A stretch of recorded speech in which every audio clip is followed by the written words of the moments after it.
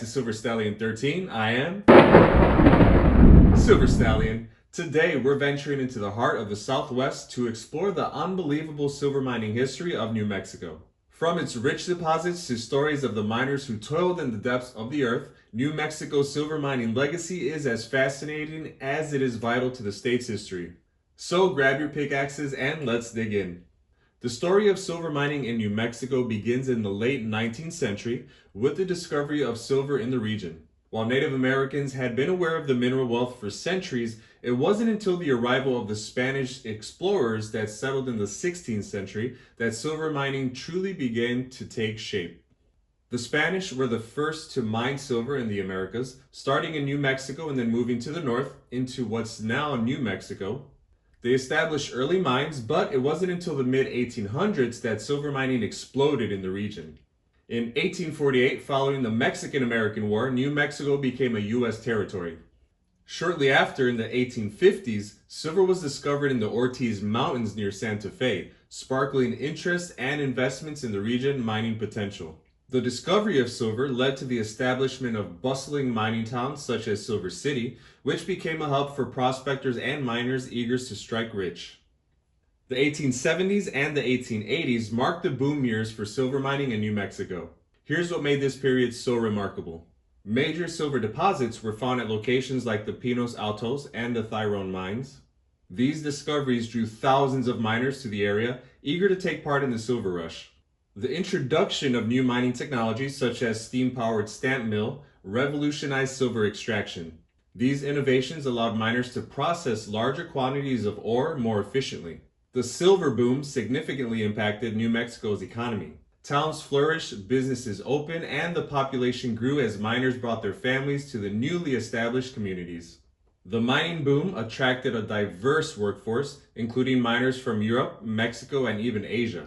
This melting pot of cultures contributed to the unique social fabric of New Mexico and its mining towns. While the silver boom brought prosperity, it also came with its fair share of challenges. Miners faced dangerous working conditions underground, including cave-ins, floodings, and exposure to toxic gases. The work was grueling and often led to injuries or fatalities. The price of silver was notoriously volatile. Economic depressions and changes in the market demand could quickly turn a profitable mine into a loss. This uncertainty led to a boom and bust cycles for many mining towns. As miners sought better working conditions and wages, labor strikes became common. In the late 1800s, tensions rose between miners and mine owners, leading to conflicts and strikes, such as the famous Silver City strike of 1894. Mining operations left a significant environmental footprint, leading to deforestation, water pollution, and landscape alteration. These environmental challenges continue to be a topic of discussion in mining today. By the early 20th century, the silver mining industry in New Mexico began to decline. Here's a look at the factors contributing to this downturn. One was the decline in silver prices. The discovery of new silver deposits in other regions and fluctuating prices led to a decrease in the profitability for many New Mexico mines. By the 1890s, many operations were closing down. As silver became less profitable, many mining companies shifted their focus to other minerals, such as copper and gold, which were in higher demand. Then we have world events. The two world wars and the Great Depression also impacted the mining industry. Many miners left the profession for wartime jobs or moved to urban areas in search of stable employment, which ultimately led to ghost towns. As mines closed, many once thriving towns fell into despair, becoming ghost towns. Today, these remnants serve as a reminder of New Mexico's rich mining history. And while silver mining in New Mexico hasn't changed significantly today, there are still active operations and efforts to preserve this rich history. Modern mines like the Chino mine and the Thyron mine continue to extract copper and silver, utilizing advanced technologies and practices that aim to mitigate environmental impact. Today's mining companies are more aware of their environmental responsibilities. Efforts are being made to restore land and manage resources sustainably. Organizations and local governments work to preserve mining history through museums, historical sites, and educational programs. The Silver City Museum and New Mexico Mining Museum are excellent places to learn about the unique history.